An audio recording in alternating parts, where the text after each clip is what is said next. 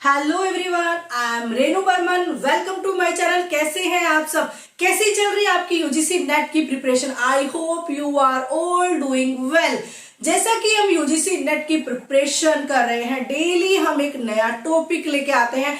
हमने वो टॉपिक पढ़ा हुआ है, बट अब हम उस टॉपिक के ऊपर अपनी ऐसी पकड़ बनाने वाले हैं कि उस टॉपिक से रिलेटेड कोई भी क्वेश्चन अगर आ जाता है तो आप उस क्वेश्चन को कुछ ही सेकंडों में आप उस क्वेश्चन को अटेम्प्ट कर पाएंगे। ये मेरा दावा है, क्योंकि जिस तरीके से हम लोग यहाँ पे प्रिपरेशन कर रहे हैं, हम लोग अपने टॉपिक को इतना डीप में डिटेल में पढ़ते हैं ताकि क्वेश्चन कुछ भी आ जाए हमें तो वो क्वेश्चन का आंसर अपने टॉपिक में से मिल ही जाएगा, क्योंकि हमने मेहनत जो करी है। ठीक है, ओके।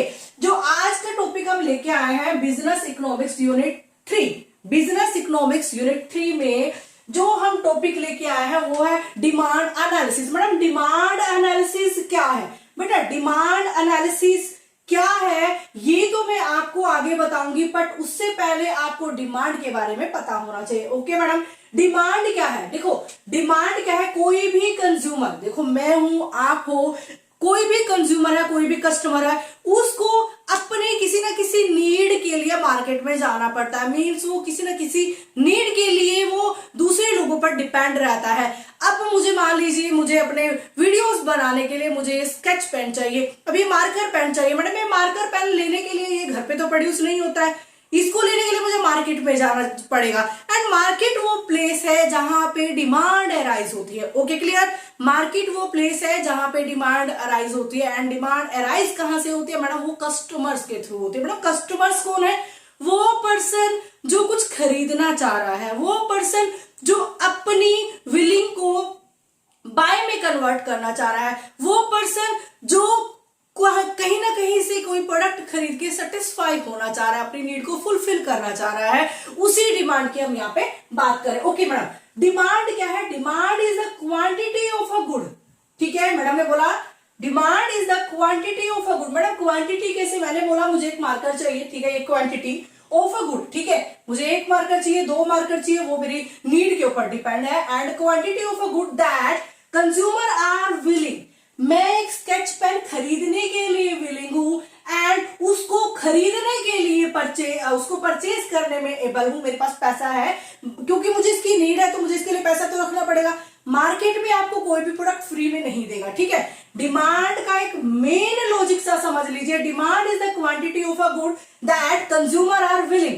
कंज्यूमर उस प्रोडक्ट को खरीदना चाह रहा है एंड उस प्रोडक्ट को खरीदने के एबल है, उसके पास उससे रिलेटेड उसको खरीदने के लिए पैसे हैं at various prices during a given period of time। Madam, ये क्या है? यस बेटा, मुझे एक मार्कर खरीदना है, इस मार्कर की प्राइस है 25 रुपीज, इस मार्कर की रुपीज है 25 रुपीज। अब मैं मार्केट में अगर मार्कर खरीदने जाती हूँ, इट मीन्स मेरे पास 25 रुपीज मेरी पॉकेट में होना चाहिए, तभी ही ये मार्कर मुझे दुकान वाला देगा। ओके ओके मैडम, ठीक है, ये तो मेरी विलिंग हो गई और मेरी एबल टू परचेस हो गई। Okay, at various prices means एक मार्कर है, ये है कैमलिन कंपनी का, तो इसका प्राइस है 25 रुपीज। अगर मैं किसी और कंपनी का लेती हूं तो उसके प्राइसेस अलग हो सकते हैं।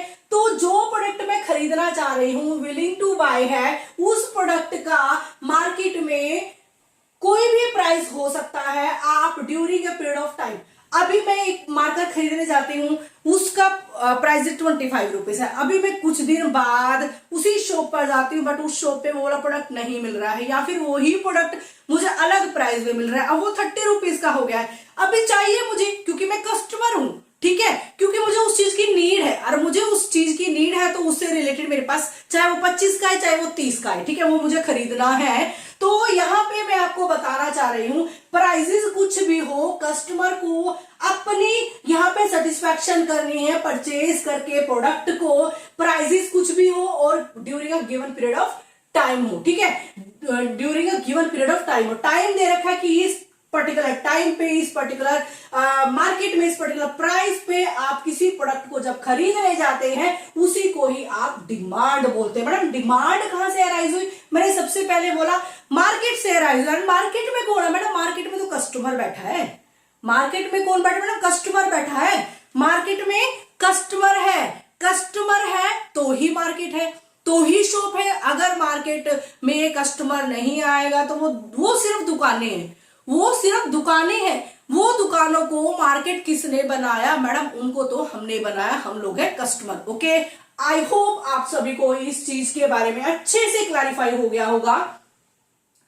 मैं आपको बता, डिमांड में क्या क्या इंक्लूड है मैडम? डिमांड में इंक्लूड है purchasing power of a consumer, उसकी परचेजिंग पावर, वो कितने पर्टिकुलर प्राइस पे, कितने particular given period of time पे, कितने पर्टिकुलर क्वांटिटी को खरीदना चाहता है, वो भी हमारे डिमांड में इंक्लूड होता है। Okay, to acquire a given product at a given period. Okay, I hope demand का जो टॉपिक मैं आपको समझाना चाह रही हूं, उसका जो मीनिंग समझाना चाह रही हूं, वो आपको समझ में आ गया होगा। ओके, मैडम अब हम अपने टॉपिक पे आते हैं। हमारा टॉपिक क्या है मैडम? हमारा टॉपिक है डिमांड एनालिसिस। हमारा टॉपिक क्या है? Demand analysis. Madam demand analysis में हम लोग क्या कर रहे हैं? हम डिमांड एनालिसिस में हमारा मेन काम क्या है?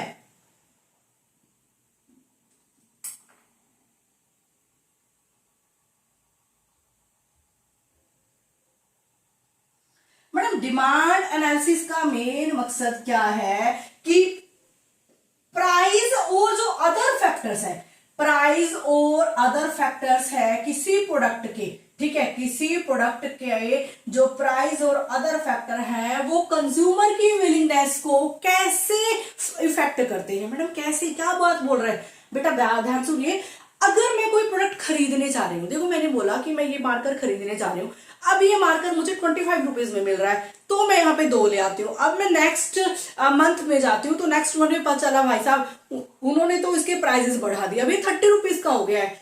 तो मैं सोचूंगी यार मैं अब 2 की जगह मैं जो 1 मार्कर से मैं काम चला लेती हूँ, ठीक है, 1 मार्कर से मैं काम चला लेती हूँ। तो क्या हुआ डिमांड एनालिसिस में? क्या हुआ, कंज्यूमर की जो विलिंगनेस है, जो विलिंगनेस है बाय करने की, उसके ऊपर प्राइस और अदर फैक्टर्स का कैसे इफेक्ट हुआ, वो ही आपका डिमांड एनालिसिस यहाँ पे बताता है। क्या बता रहा है मैडम? ओके, हमारा डिमांड एनालिसिस बता रहा है कि एक कंज्यूमर किस तरीके से किसी प्रोडक्ट को खरीदने के लिए विलिंग करता है एंड कैसे उसकी विलिंगनेस चेंज हो जाती है। कैसे मैडम? मैडम प्राइसेस है एंड बहुत सारे अदर फैक्टर्स है एंड प्रोडक्ट की क्वांटिटी चेंज हो जाती है कंज्यूमर की विलिंगनेस की वजह से। उसी को ही हम डिमांड एनालिसिस में डिटेल में स्टडी करते हैं। क्योंकि डिमांड आ गई है तो मैंने बोला डिमांड का मेन देवता तो कंज्यूमर है। अब उसके हिसाब से ही हमें यहाँ पे स्टडी करना पड़ेगा, उसी के हिसाब से हमें यहाँ पे एनालिसिस करना पड़ेगा कि ये डिमांड कैसे चेंज हो रही है, हमारे कंज्यूमर की विलिंगनेस कैसे चेंज हो रही है, इसी को हम डिमांड एनालिसिस में पढ़ते हैं। ओके मैडम, समझ में आ गया। अगर कोई भी बिजनेस है, अगर कोई भी बिजनेस है या पॉलिसी मेकर है, वो अगर मार्केट के डायनामिक्स को एंड मार्केट की जो इंफॉर्मेशन है उनको क्लियरली अगर अच्छे से पढ़ता है, क्लियरली उनको अच्छे से ध्यान में रख के अपनी पॉलिसीज बनाता है, इट मीन्स वो सही डिमांड एनालिसिस पे जा रहा है। क्योंकि आज मार्केट में जो भी कंडीशन है, कल मार्केट में क्या कंडीशन होगी उसको कैसे पता चलेगा मैडम? उसको तो डिमांड एनालिसिस से पता चलेगा। एनालिसिस कहां से आया? आज कंज्यूमर इस प्रोडक्ट को खरीद रहा है, आज इस प्रोडक्ट के प्राइसेस ज्यादा हो गए हैं या कम हो गए हैं, प्रोडक्ट के लिए कंज्यूमर की विलिंगनेस कैसी हो गई है, वो भी हम डिमांड एनालिसिस के ऊपर डिपेंड करते हैं। Means demand analysis whole effect हो जाता है जब हमारे कंज्यूमर यहाँ पे अपनी डिमांड को, अपने प्रेफरेंसेस को चेंज कर लेते हैं। अभी मैं डिमांड एनालिसिस के बारे में थोड़ा सा ओवरव्यू देना चाहूंगी।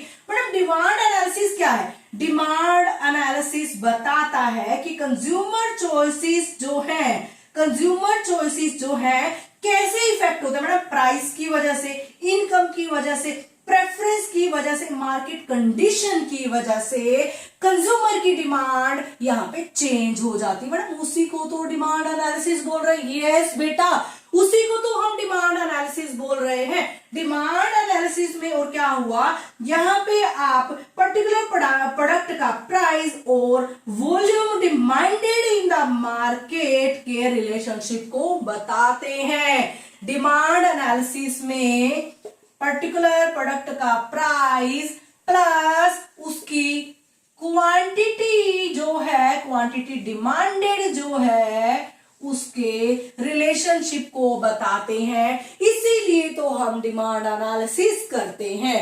क्लियर? Okay madam. अभी जैसा कि मैंने बताया कि अगर हम किसी प्रोडक्ट के प्राइस का और उसकी जो क्वांटिटी है मार्केट में डिमांडेड, उसके रिलेशनशिप को अच्छे से समझते हैं, बताते हैं, इन्वेस्टिगेट करते हैं कि कंज्यूमर का बिहेवियर किस तरीके से चेंज हो रहा है, अगर प्राइसेस चेंज हो रहे हैं तो, अगर अदर फैक्टर्स हो रहे हैं तो कैसे जो हमारा डिमांड कर्व है, कैसे जो हमारा डिमांड कर्व है वो कैसे चेंज होता है, कभी मैडम वो अप जाता है, कभी वो डाउन जाता है, कैसे चेंज होता है बेटा, उसी को ही आप डिमांड एनालिसिस बोलते हैं। आई होप डिमांड एनालिसिस का मीनिंग आपको क्लियर समझ में आ गया होगा। देन अभी मैं आपको बताना चाहूंगी जो आपकी डिमांड एनालिसिस हम लोग कर रहे हैं, डिमांड जो है, डिमांड में जो अकॉर्डिंग टू प्रोफेसर बोबर है, अकॉर्डिंग टू प्रोफेसर बोबर जो है, उन्होंने बताया कि जो demand refers to the various quantity of a given commodity और service which consumer would buy in one market in a given period of time at various prices or at various income or at various prices of related goods को ही आप demand बोलते हैं। Okay madam, ठीक है। अभी जैसा कि मैंने आपको बताया डिमांड एनालिसिस में क्या क्या इंक्लूड करते हैं मैडम, डिमांड एनालिसिस में हम लोग क्या क्या इंक्लूड करते हैं, demand analysis involve management decision making. Madam कैसे, देखो कोई भी मैनेजमेंट जो है प्रोडक्ट को खरीदना, प्रोडक्ट को कौन खरीदेगा, हमारे प्रोडक्ट की सेल कैसे बढ़ेगी, हमें वहां पे प्रॉफिट कैसे मिलेगा, ये सब चीजें भी हमारी मैनेजमेंट डिसीजन मेकिंग जो प्रोसेस है होली डिपेंडेंट है हमारी डिमांड एनालिसिस के ऊपर। अगर कोई बिजनेस के जो मैनेजमेंट है उनको किसी टाइप से डिसीजन लेना है तो उनको होली डिपेंड रहना पड़ेगा डिमांड एनालिसिस के ऊपर। ओके, इससे रिलेटेड क्वेश्चन आ जाता है, मान लीजिए मैनेजमेंट डिसीजन मेकिंग प्रोसेस है, उसका डिमांड एनालिसिस से क्या इफेक्ट है, मैडम वो होली डिपेंड है डिमांड एनालिसिस के ऊपर, क्योंकि वो क्या डिसीजन लेना चाह रहे हैं। अगर प्रोडक्ट मार्केट में लेके आए हैं प्रोडक्ट या फिर लेके आने वाले हैं तो वो क्या चाह रहे हैं, वो चाह रहे हैं मैडम मेरा प्रोडक्ट अच्छे से बिके, मेरे प्रोडक्ट अच्छे से प्रॉफिट दे, मेरे प्रोडक्ट की अच्छे से डिमांड बढ़े। तो कहां से आएगा मैडम, सारा एनालिसिस करने के बाद ही डिसीजन मेकिंग प्रोसेस वो बनाएगा एंड वो डिसीजन मेकिंग प्रोसेस बनेगी डिमांड एनालिसिस के ऊपर। ओके, जो डिमांड एनालिसिस है वो कैसे हेल्प करता है हमारी मैनेजमेंट डिसीजन मेकिंग प्रोसेस में, उसकी प्रोडक्शन में, उसकी कॉस्ट डिस्ट्रीब्यूशन में, उसकी एडवर्टाइजिंग में, इन्वेंट्री मैनेजमेंट में, प्राइसिंग में एंड ऑल रिलेटेड मैटर्स में, जो भी हमारे कंज्यूमर से रिलेटेड है कि कैसे कंज्यूमर को सेटिस्फाई करना है एंड कैसे अपने बिजनेस को ग्रो करना है। कोई भी चीज अगर यहाँ पे करी जाती है, जैसे एडवर्टाइजिंग, किस प्रोडक्ट की एडवर्टाइजिंग यहाँ पे ज्यादा अच्छी होनी चाहिए, मींस किसकी बार बार होनी चाहिए। आपको पता है डेली नीड की प्रोडक्ट्स जो होती हैं उनकी ज्यादा आपको यहाँ पे एडवर्टाइजमेंट करने की जरूरत नहीं होती है। कोई नया प्रोडक्ट आपने निकाला है, मान लीजिए टेक्नो प्रोडक्ट आपने निकाला, उसको आपको डेली एडवर्टाइज करना पड़ेगा। तो ये आपकी डिसीजन मेकिंग प्रोसेस है और ये आपकी डिमांड एनालिसिस के ऊपर डिपेंड करती है। ओके, फिर आपकी अगर प्रोडक्शन या फिर कॉस्ट डिस्ट्रीब्यूशन की बात आ जाती है तो वो भी कौन से प्रोडक्ट को आप प्रोड्यूस करेंगे, अपने फैक्टर्स को आप कौन से प्रोडक्ट की प्रोडक्शन पे लगाएंगे, ठीक है, आप कौन से प्रोडक्ट के ऊपर ज्यादा पैसा लगाएंगे, कौन से प्रोडक्ट के ऊपर ज्यादा पैसा नहीं लगाएंगे, या फिर उसका सब्स्टिट्यूट के ऊपर पैसे लगाएंगे। ये सब चीजें आपको डिमांड एनालिसिस में ही पढ़ने को मिलती हैं। डिमांड एनालिसिस एक ऐसा टॉपिक है जो हमारे पूरी डिमांड को कवर अप करता है ताकि हम अपने कस्टमर्स की नीड को अच्छे से हम लोग उसको समझ पाए। ओके, आपको ये समझ में आया? Okay, thank you so much. मिलते हैं नेक्स्ट वीडियो में। आज हमने डिमांड और डिमांड एनालिसिस को पढ़ा है, अब हम नेक्स्ट टॉपिक में इसको डिटेल में करने वाले। थैंक यू सो मच, बने रहिए मेरे साथ एंड मेरे चैनल को प्लीज लाइक एंड सब्सक्राइब जरूर करिएगा। Thank you so much. चलिए, जो डिमांड एनालिसिस हम लोग कर रहे हैं वो डिमांड एनालिसिस एक कंपनी एक बिजनेस क्यों करता है। देखो, कोई भी कंपनी का मेन मकसद क्या होता है, अपने कस्टमर्स को सेटिस्फेक्शन देना, टाइमली उनकी नीड को पूरा करना, उनको एक परफेक्ट प्राइस मींस एक रीजनेबल प्राइस पे प्रोडक्ट को प्रोवाइड कराना, उनकी अवेलेबिलिटी के अकॉर्डिंग उनको उनके प्लेस के अकॉर्डिंग उनको प्रोडक्ट को अवेलेबल कराना। बहुत सारे ऐसे डिसीजंस है जो एक बिजनेसमैन को यहाँ पे लेने पड़ते हैं। अगर बिजनेसमैन इन डिसीजन को नहीं लेता है मींस कस्टमर को जो प्रोडक्ट दे रहा है वो नहीं दे पा रहा है, डिलीवर नहीं कर पा रहा है, मींस वो तो फेल ही है, वो बिजनेस तो फुल एंड फुल फेल है। अगर वो कस्टमर की डिमांड के अकॉर्डिंग यहाँ पे पहले डिमांड एनालिसिस नहीं करता। मैडम, इतना इंपॉर्टेंट है डिमांड एनालिसिस? यस बेटा, demand analysis very very important topic. आपको मैं आज ये बताऊंगी कि डिमांड एनालिसिस जो किया जाता है वो क्यों किया जाता है, उसके ऊपर कस्टमर का क्या बेनिफिट है एंड कंपनी का क्या बेनिफिट है, क्यों जो डिमांड एनालिसिस को हम लोग एक मेन टॉपिक यहाँ पे बोल रहे हैं। पूरा डिटेल में और अच्छे से समझिएगा। जैसा कि मैं आपको बता रही हूँ कि कोई भी कंपनी कोई भी बिजनेस फेल है अगर वो कंज्यूमर डिमांड को पूरा नहीं करती है, ठीक है। मींस अगर वो कंज्यूमर से रिलेटेड कोई भी डिसीजन लेती है, वो डिसीजन रिस्क पे लेती है, वो डिसीजन रिस्क पे लेते हैं। मैडम, रिस्क पे कैसे? वो चाहती है कि जो मैं कस्टमर्स को यहाँ पे प्रोवाइड करा रहा हूँ, जो प्रोडक्ट डिमांड उनको प्रोडक्ट प्रोवाइड करा रहा हूँ कस्टमर की डिमांड के अकॉर्डिंग, क्या वो प्रोडक्ट फेमस हो पाएगा, क्या उस प्रोडक्ट की सेल अच्छी हो पाएगी, क्या वो प्रोडक्ट कस्टमर्स को पसंद आएगा। तो मींस डिमांड एनालिसिस में एक बिजनेस को रिस्क तो उठाना ही पड़ेगा। ओके मैडम, अब ऑब्जेक्टिव्स की बात करते हैं कि ऑब्जेक्टिव्स क्या है डिमांड एनालिसिस के। First objective, evaluating customer response, evaluating customer response toward a product. Means एक जो कस्टमर जिसके लिए वो बिजनेस प्रोडक्ट बना रहा है वो आपके बिजनेस के बारे में, आपके प्रोडक्ट के बारे में, जो आपने प्रोडक्ट लॉन्च किया है वो कस्टमर क्या रिव्यू देता है, कैसे वो आपके प्रोडक्ट को एक्सेप्ट कर रहा है या नहीं कर रहा है, ये सब हम यहाँ पे इवेल्युएट करते हैं। मैडम, वो भी हम डिमांड एनालिसिस के थ्रू यहाँ पे हम इवेल्युएट करते हैं। यहाँ पे एक प्रोडक्ट के रिगार्डिंग यहाँ पे मॉनिटरिंग करी जाती है कस्टमर फीडबैक की। किसकी मैडम? कस्टमर फीडबैक की। कस्टमर फीडबैक ही वही रिएक्शन है जो एक प्रोडक्ट के लिए प्रोडक्ट की सक्सेसफुल या फेलियर को बताता है। ओके मैडम, यही एक वे है जहां पे आप कस्टमर की नीड को पहले से जानकर उस कस्टमर के लिए जो प्रोडक्ट बना रहे हो वो प्रोडक्ट फुल एंड फुल आपके कस्टमर को पूरी सेटिस्फेक्शन देना होना चाहिए। इट मींस अगर आप टाइमली कस्टमर रिस्पॉन्स को आप इवेल्युएट करेंगे तो आप ऐसा प्रोडक्ट लॉन्च करेंगे जो प्रोडक्ट कस्टमर को बहुत पसंद आने वाला है और उस प्रोडक्ट के लिए कोई भी आपको नुकसान या रिस्क नहीं लेना पड़ेगा। देन आपका ऑब्जेक्टिव दूसरा, फॉर्मुलेटिंग अ प्राइसिंग पॉलिसी।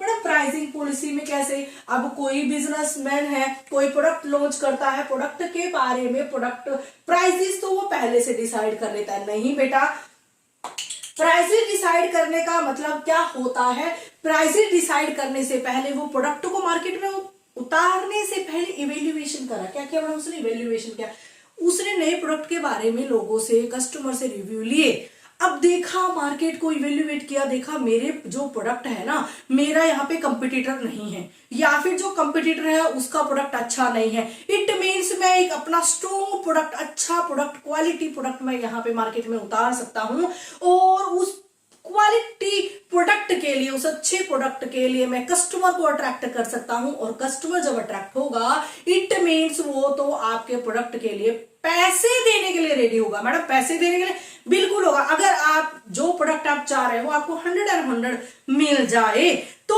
वो प्रोडक्ट को आप फटाफट खरीदेंगे, उसके लिए जो भी प्राइस होगा आप उसके लिए देने के लिए एलिजिबल होंगे। तो फॉर्मुलेटिंग अ प्राइसिंग पॉलिसी भी एक कंपनी, एक बिजनेस डिमांड एनालिसिस के थ्रू ही करता है एंड इसमें वो कस्टमर की डिमांड, कंज्यूमर डिमांड जो है उस ट्रेंड को समझता है, उस ट्रेंड को समझता है कि जो प्रोडक्ट मैं मार्केट में लेके आने वाला हूं, क्या वो प्रोडक्ट मेरे बिजनेस की सेल को बढ़ाएगा या नहीं बढ़ाएगा, मेरे बिजनेस की, मेरे प्रोडक्ट की डिमांड को बढ़ाएगा या कम करेगा। ये सब चीजें मुझे डिमांड एनालिसिस में पहले सोचनी पड़ती हैं। ऐसा ना हो कि प्रोडक्ट तो मैंने A1 बना दिया बट मैंने प्राइसिंग उसकी हाई रख दी। अब मेरे हाईली प्रोडक्ट को खरीदने के लिए मैडम हाईली कस्टमर भी तो होने चाहिए, प्रेस्टिजियस कस्टमर भी तो होने चाहिए। अब वो कस्टमर मैं कहां से लेके आऊंगी, इसीलिए पहले मुझे डिमांड एनालिसिस को पूरा यहाँ पे इवेल्युएट करना पड़ेगा, देन उसी के अकॉर्डिंग ही अपने प्रोडक्ट की प्राइस रखनी पड़ेगी।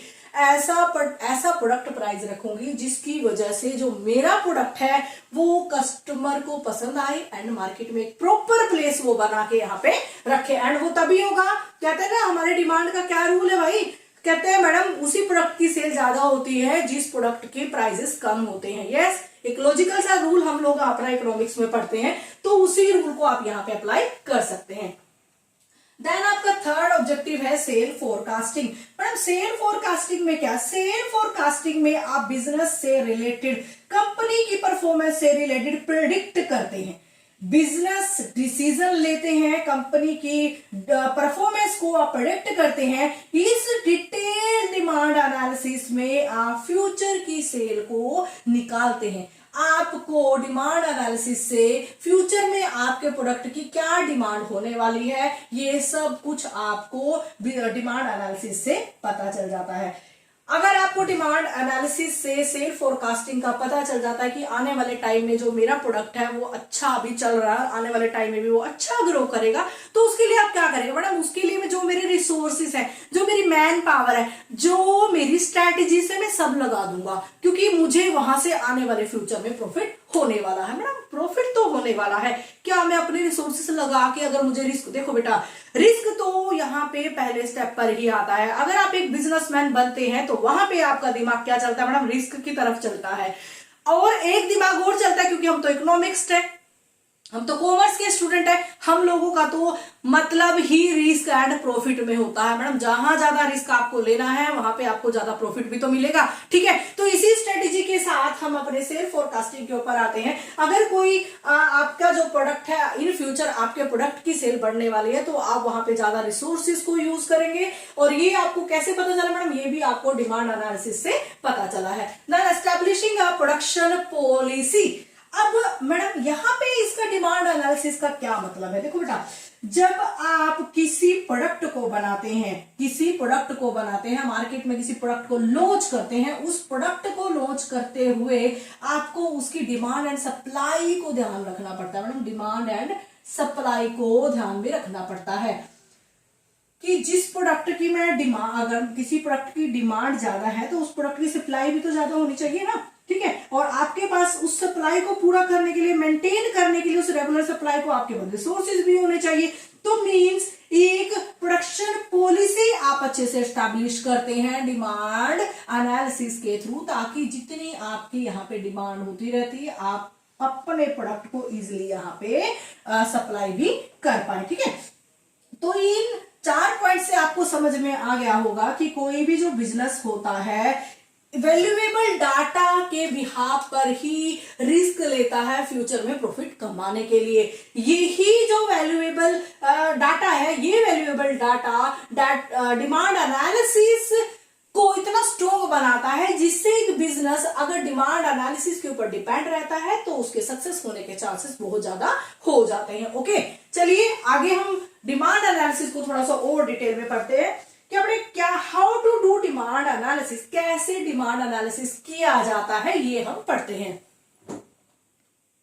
ओके, चलिए कौन कौन से स्टेप हैं जो एक बिजनेस या कंपनी मार्केट में अपना प्लेस बनाने के लिए एंड प्रॉफिट कमाने के लिए और अपनी पॉपुलैरिटी बनाने के लिए, कस्टमर को अट्रैक्ट करने के लिए लेती है, कौन से स्टेप हैं डिमांड एनालिसिस के जिनको फॉलो करना जरूरी है, तभी मार्केट में वो प्रॉफिट कमा पाएंगे। अगर डिमांड एनालिसिस के स्टेप बाय स्टेप नहीं चलेंगे तो उनका रिस्क ज्यादा हो जाएगा, एंड जब ज्यादा रिस्क होता है तो वहां पे प्रॉफिटेबिलिटी ऑटोमेटिकली कमाने लग जाते हैं, क्योंकि एक ऐसा पॉइंट है जहां पे रिस्क लेना मीन्स प्रॉपर प्लानिंग से रिस्क लेना।